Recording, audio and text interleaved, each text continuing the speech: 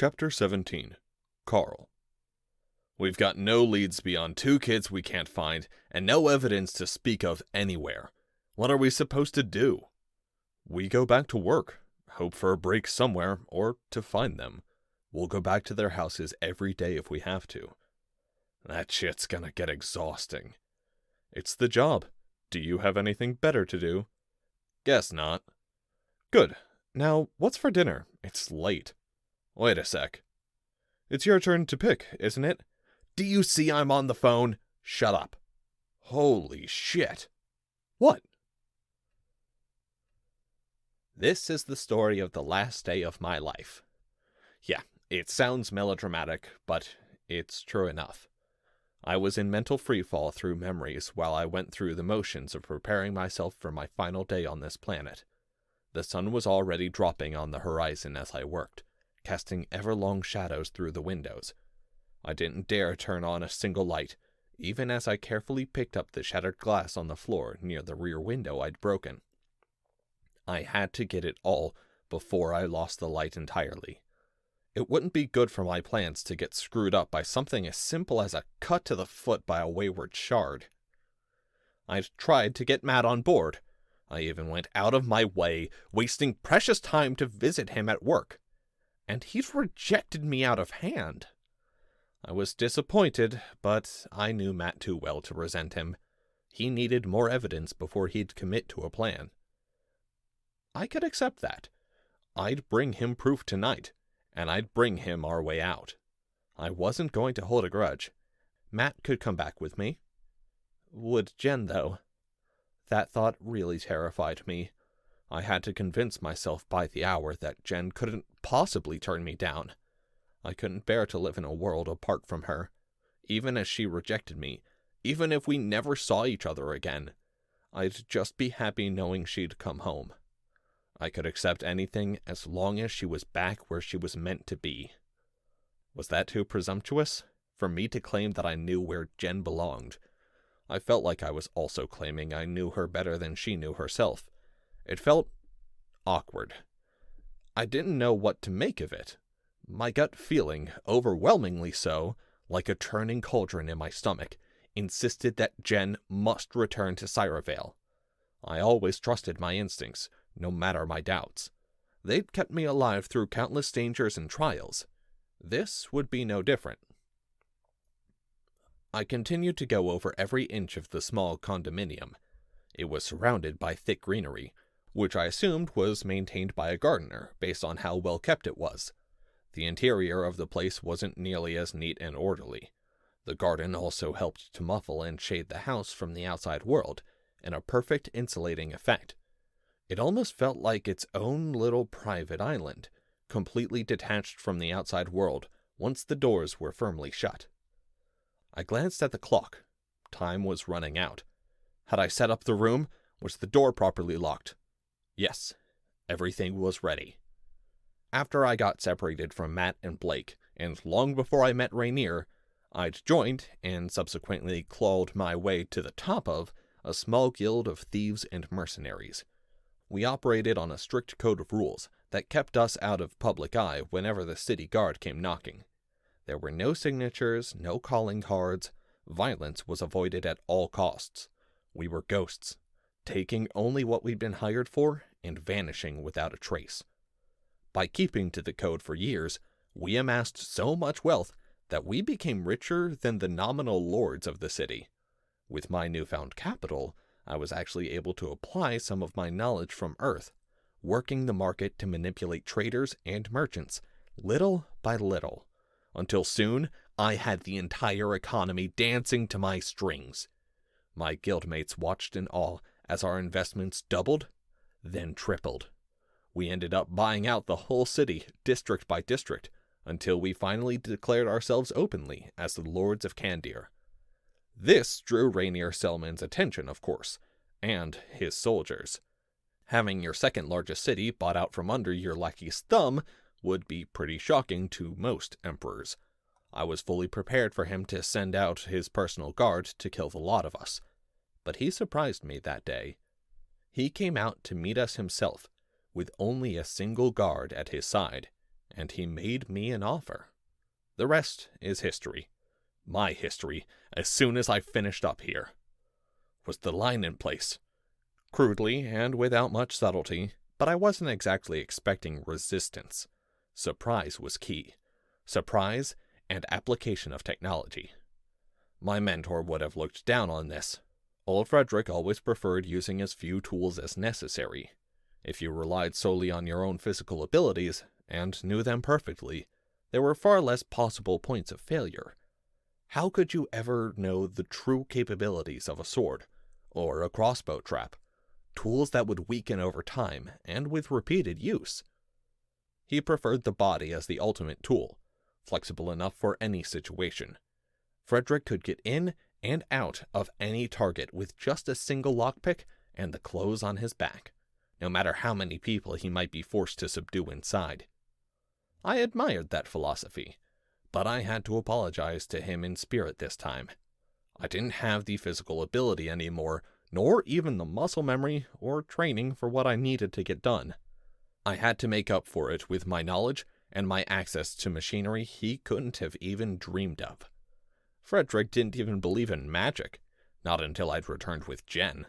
He always assumed the rumors from the front lines were straight bullshit. I swear, his mustache practically fell off when he saw Jen lighting candles with a snap of her fingers, or lazily floating food across the table to herself. I grinned at the memory. I looked forward to seeing the old fart again, and hearing his endless grumblings on the state of affairs in the Empire. The Kingdom. Or maybe it was the Republic now? We hadn't really settled yet. I wondered how Frederick was getting on, though, after the Selmans were deposed. We hadn't had the chance to meet up after I sent my guild out of the city.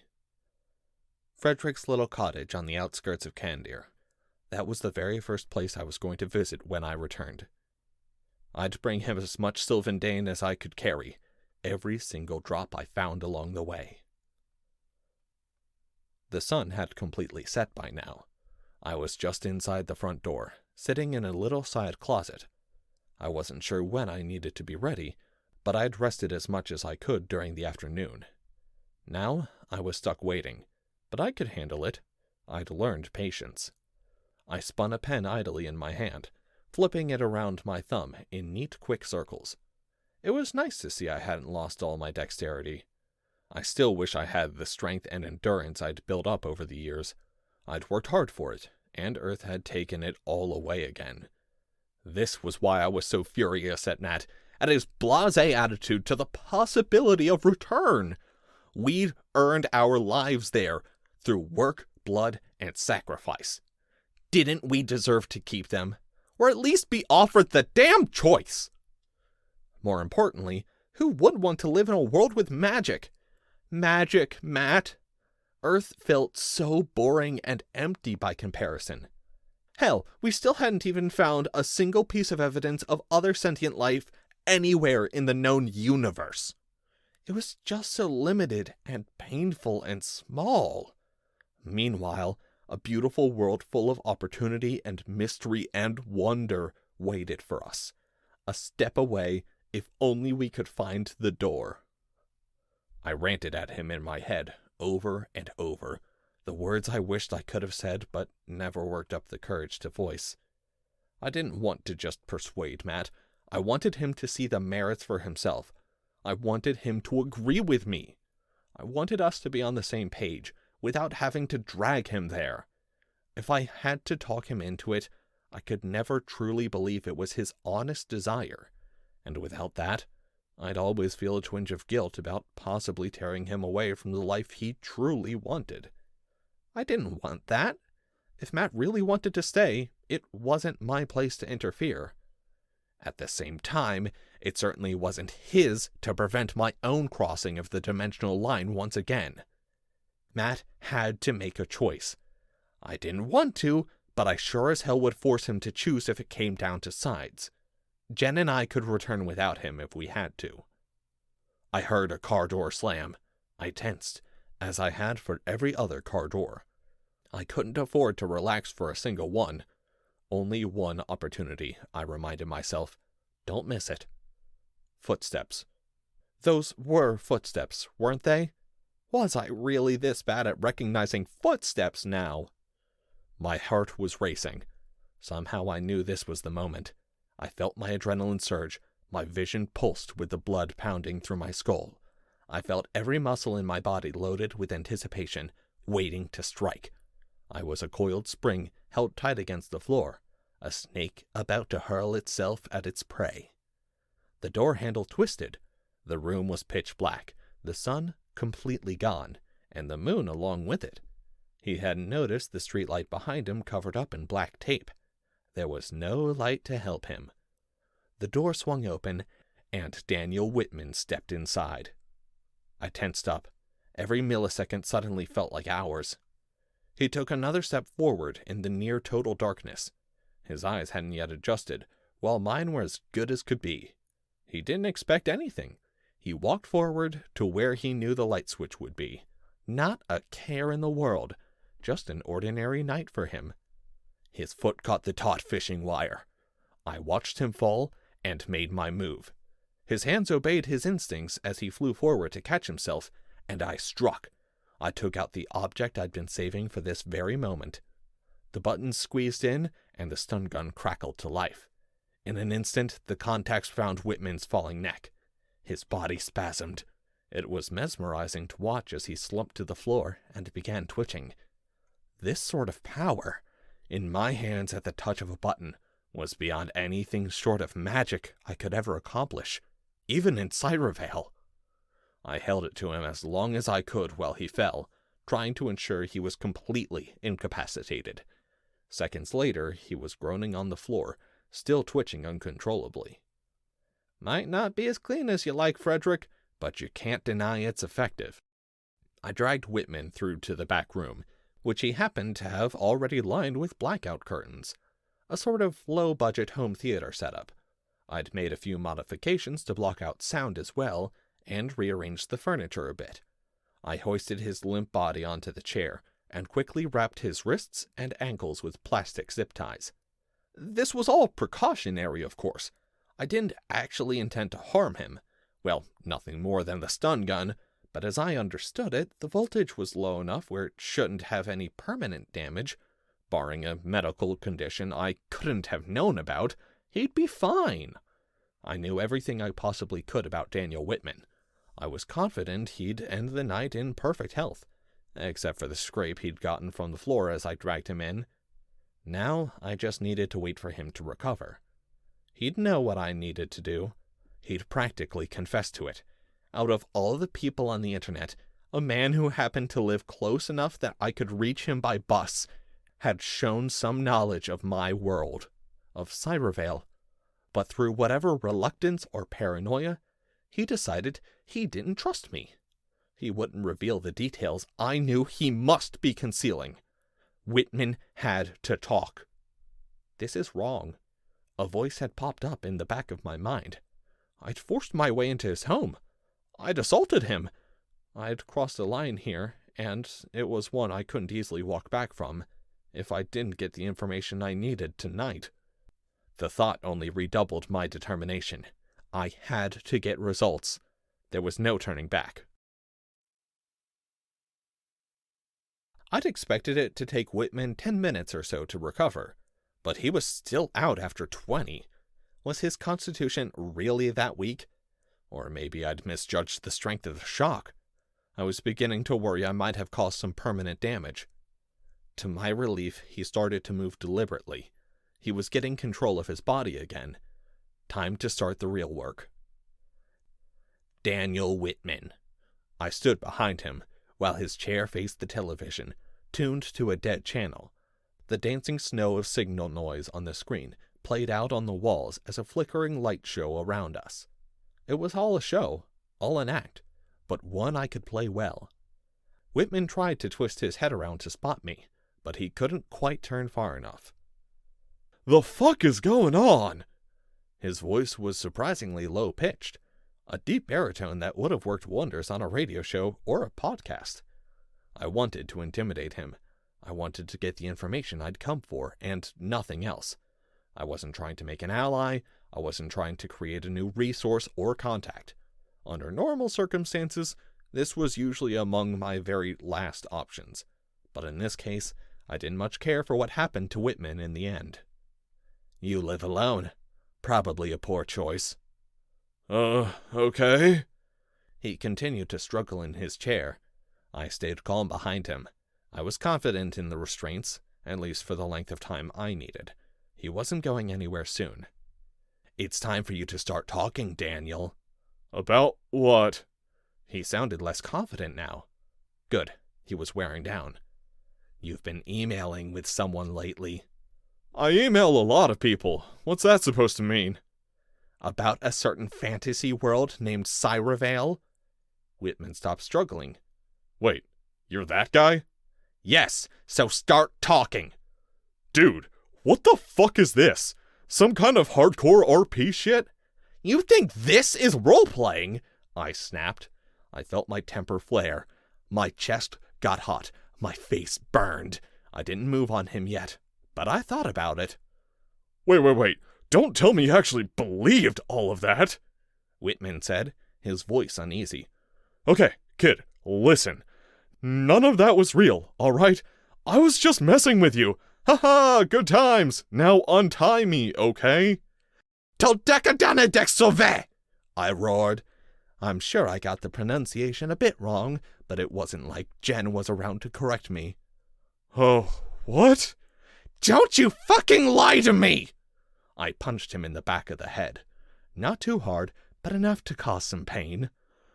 All right, kid, Whitman snarled, recovering faster than I'd expected. As soon as I get out of this, you're in a world of pain. Whatever you say. Now, talk to me about Cyravale. It doesn't exist, you idiot. His head twisted back and forth, but he still couldn't turn far enough to see me. He was lying. He had to be lying. My mind wouldn't accept any other conclusion. We could be here for a while. It went on for an hour at least. I would ask him to elaborate on some point of Cyravale, revealing more of his knowledge. He'd claim ignorance, or spit some insult, or, after a while, he just stayed silent. I didn't threaten him physically, or attack him again after the first strike. I hadn't intended that. I wished I hadn't escalated so quickly. I might have gotten what I needed much faster, with much more cooperation if I hadn't been so reckless. I knew if I could just outlast his patience, I would win. I wouldn't allow Whitman any sleep or any reprieve whatsoever from the questioning. I'd done this before, more than once. Sooner or later he'd have to give in and answer my questions, and I'd be on my way home. Did you ever come across any of Feindorf's tablets? Nope. When you crossed, did you end up in Kaladi or Laudrannon? Crossed what, the Willamette? Did you ever meet up with any Sylves? Maybe get invited to their forests? Depends. Were they cute? It continued like this. Flippant responses that irritated me, but didn't set me off. I had interrogated men before, and I had the patience necessary for this kind of work. Men always broke, given enough time. Some men required far more work than others, but it always came down to finding the one thing they couldn't live without. Could be physical, could be emotional, but every man without exception had a weakness. I just had to uncover it through sheer force of will. Jen and Matt could never know, but I'd engaged in some less noble tactics while we were campaigning, both on Rainier's side and on theirs. It was a fucking war, okay? For all Matt's sentimentality and righteousness, he was a fool when it came to gathering intelligence. Sure, he might win the hearts and minds of the people as we liberated villages, but it was thanks to my men and my network that we weren't ambushed in the ass at every turn. Rainier and I played the same games. Hell, he basically taught me how to wage war. Fight smarter, not harder. That was my shamelessly stolen catchphrase. Smarter was the key, and getting intelligence came down to 2 simple steps. Find the person who knows what you need to know, and get them to tell you. Could be anyone, and here's where most people screw up. It could be absolutely anyone. Nobody's out of bounds. The hooker hanging out by the tavern, the kid playing on the street corner, the old hag who rarely leaves her front porch. Any of them could be valuable, and I couldn't afford to have reservations about who we picked up and questioned. I wasn't needlessly cruel. Most of them got off pretty light, unless I had reason to suspect they knew more than they were letting on. Even the ones we had to slap around a bit were returned to their lives as if nothing happened. No, it was the small few, the true loyalists to the Selmans near the end of the campaign who brought out the worst in me. I'm not proud of it, but it got results. It probably shortened the war by weeks, if not months. It was worth it. I saved lives, sent men home to their wives and families sooner, prevented pain and tragedy. I don't regret what I had to do. One of those interrogations led me to Jen, deep in the pit at Fanninport. I'd rescued her against all odds, on a long-shot hunch and on the mumbled confession of a man who just lost every single one of his teeth. I'd never regret that man's death. I couldn't forgive myself for not moving on him sooner. I was beginning to get impatient with Whitman, even as I continued to ask him questions about Cyravale. What's the best place to get Sylvandane in the Seine and Vallands? Is that a sylph thing? Yes, I've caught him in a lie. Oh, you know Sylphs. You've been lying this whole time. Man, you mentioned them earlier, he protested. Wrong, I cried. I pulled out my phone, shoving it eagerly in front of his eyes. Not once. I scrolled through every message we'd sent one by one. I've never used sylph, not one time. I only called them elves. Where did you hear that term? You said it yourself, Whitman shouted, like an hour ago. Stop lying to me, Daniel. I walked around and crouched down in front of him. Some vulnerability now, since I'd caught him in the lie. I would play off this anxiety, this fear, and offer him a way out, a friendly gesture. Just get it over with. Tell me what I need to know. Holy shit, you're young. I suddenly realized I hadn't shown myself until now. Was that my intention? Did I just make a mistake? No, of course not. I was an expert at this. I didn't make mistakes. I can be a friend, Daniel. You remember Cyravale. You remember what sort of place it is. Tell me you wouldn't want to go back there. You're fucking insane. Daniel resumed trying to rock his chair back and forth, but it was surprisingly sturdy, and I'd reinforced the sides a bit too. He didn't move more than an inch. Once you tell me, I disappear, and your life goes back to whatever you want it to be. This doesn't have to be hard. I told you already, I made that shit up. I was bored, and it was better than just trolling some random image board. One particularly hard shove, and he began to tilt to one side. I reached out and caught him, righting him before the chair started to tip over completely. He couldn't be lying. I needed the truth. I needed my way back. You weren't lying. Tell me how to go back.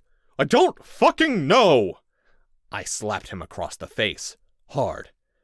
Answer me!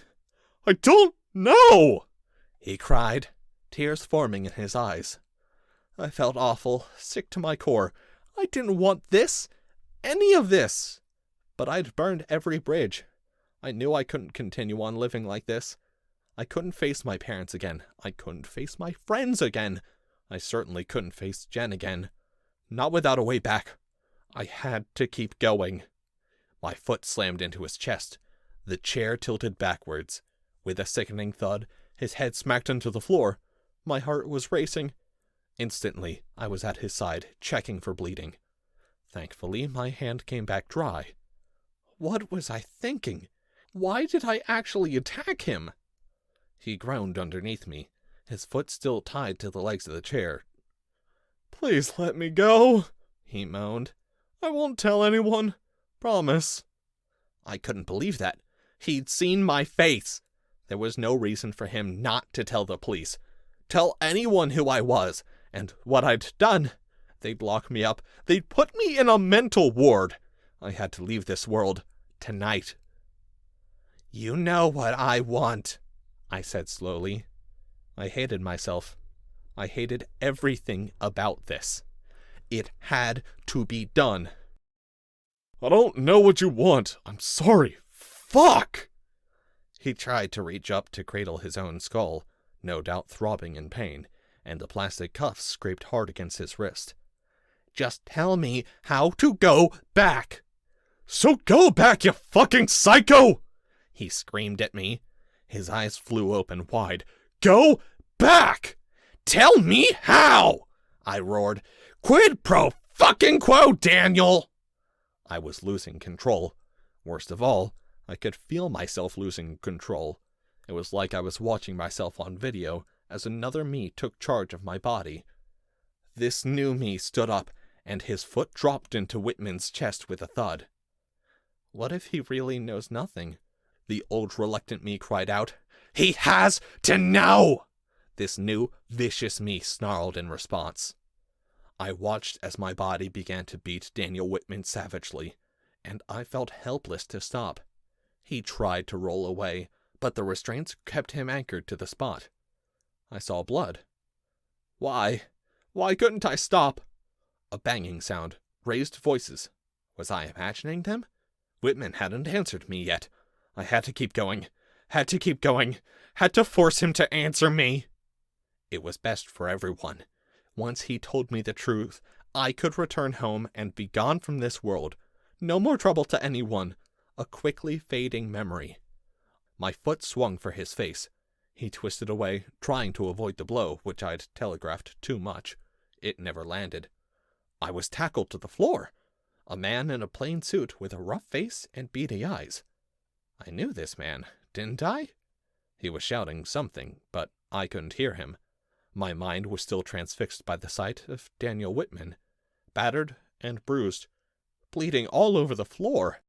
My eyes were pulled wide, as if a sheet of fog had suddenly lifted away. I saw him moaning, saw his beaten face and terrified expression. As I was dragged to my feet, handcuffed and restrained, I remembered. I had mentioned Sylves to him. It sprung to my mind as I was manhandled out the front door. I screwed up. Whitman was just an innocent bystander, whom I'd brutally assaulted out of some insane fixation on an impossible quest. Blake would hate me if he saw what I'd become, what I'd just done. I'm sorry, I cried out. I'm sorry. I'm so sorry. I needed Whitman to hear me.